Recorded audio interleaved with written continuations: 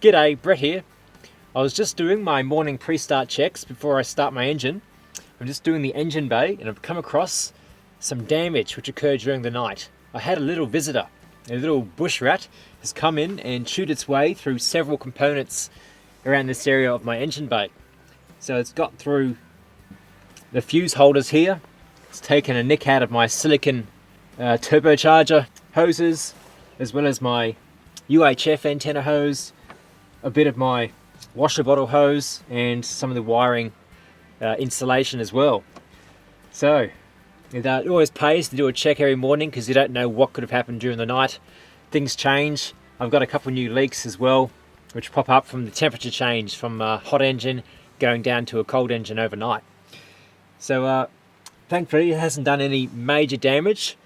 Pretty much everything is okay to continue as it is, but if this had been different, if it had chewed its way right through insulation and exposed copper wires, if they were to earth anywhere, you could start a fire, you could melt wires. So it's very important when traveling, especially in remote areas. Do a check every day of the engine bay, along with your oil and your coolant, just to be sure they're up to level. Okay, just a quick addition. I've decided I'll actually just repair this top covering of my fuse block holder for my headlights, just so I don't get any water and dust in here which might cause corrosion and give me issues with the headlights. I'm going to try using some self-amalgamating tape.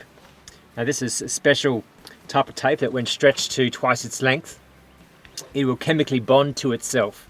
So it will form like a solid plastic wrap around, unlike a normal tape which you can then unpeel. This cannot be unpeeled, it has to be cut off. So try and do a little bit here and see what it comes up like. Okay, so I've got the tape. I'll just take a little bit off,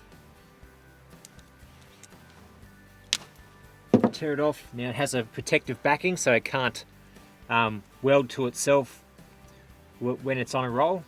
If you can try and get some of this off now, it'd be good. Otherwise, give it a pull so it stretches out twice its size.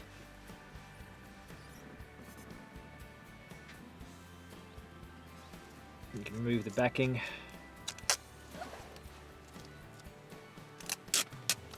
There we go. Let's give it a good stretch out so it activates. Just going to wind this around now.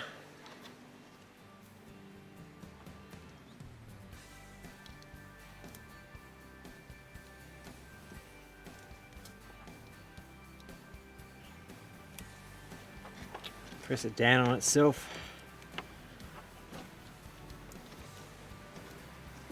Now given another several hours, this will all just form a single mass. It won't be able to be peeled off again. It's just all chemically bonds to itself and should be fairly impervious to any water and dust then.